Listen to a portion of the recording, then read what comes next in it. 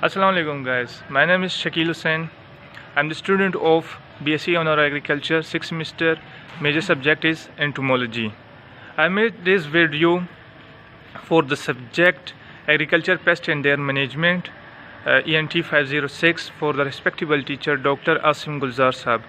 Guys इस video में मैं आपको बताऊंगा लोकस्ट के बारे में. हम उसकी आइडेंटिफिकेशन करेंगे, उसके बायोलॉजी के बारे में बात करेंगे, वो किस तरह डैमेज करता है, ठीक है, इसके बारे में हम बात करेंगे और कैसे हम उसको एक हुकूमती सतह पर या अपने तौर पर हम कैसे उसको कंट्रोल कर सकते हैं.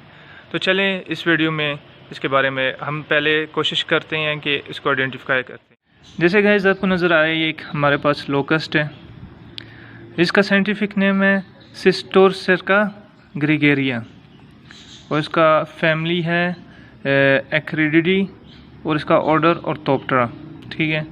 इसकी आइडेंटिफिकेशन में अगर बात करें इसकी साइज़ की, तो as compare to grasshopper इसका साइज़ थोड़ा वेरी करता है, थोड़ा लार्ज साइज़ इंसेक्ट है.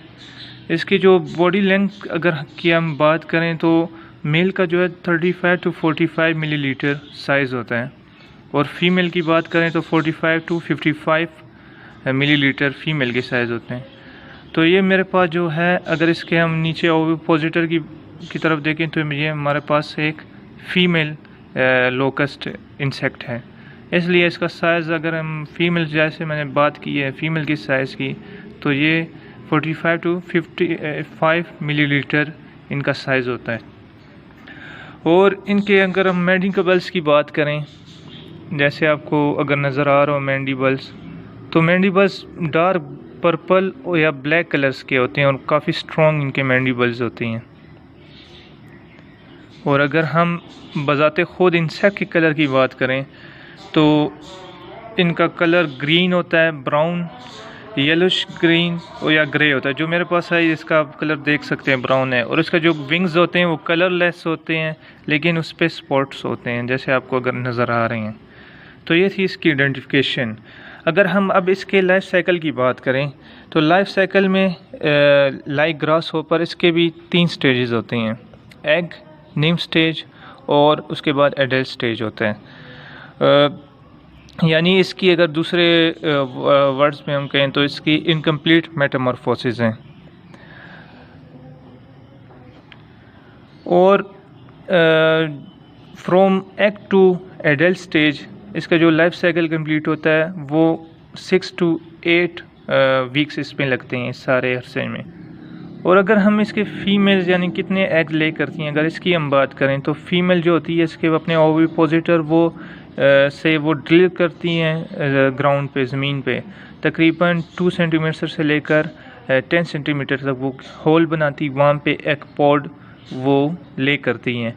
और अपने ड्यूरिंग लाइफ साइकिल में जो फीमेल है वो 3 टाइम्स जस्ट एग ले करती हैं, एक पॉड ले करती हैं. और एक पॉड में इनकी एग की तादाद होती है 95 टू, अगर एक सेहतमंद फ़ीमेल की बात करें तो 95 टू 158 इनके एग्स होते हैं एक पॉड में. और अगर हम थोड़े कमज़ोर यानी सेहत फ़ीमेल की बात करें तो वो लेस दैन 80 एग्स वो एक पॉड में ले करती हैं. गाइस अगर हम लोकस्ट के डैमेज की बात करें, जिस तरह आप सबको पता है कि अगर ये तादाद में ज़्यादा हो, यानी इसका स्वाम हो जिसमें 1000 की तादाद में हो, तो इनका जो डैमेज होता है वो इनके तादाद के लिहाज से ज़्यादा होता है. और एक स्वाम जब इनका है तो वो इन्फेस्ट करता है तकरीबन 5 किलोमीटर स्क्वायर के इलाके से लेकर 50 किलोमीटर स्क्वायर तक वो इलाका डैमेज कर देते हैं, बिल्कुल तबाह बर्बाद कर देते हैं. इनके रास्ते में जो भी यानी वेजिटेशन, जो भी ग्रीनरी आती है, उन सारों को ये तबाह कर देते हैं, किसी को भी ये नहीं छोड़ दें. यानी सारा इलाका ये खा जाते हैं.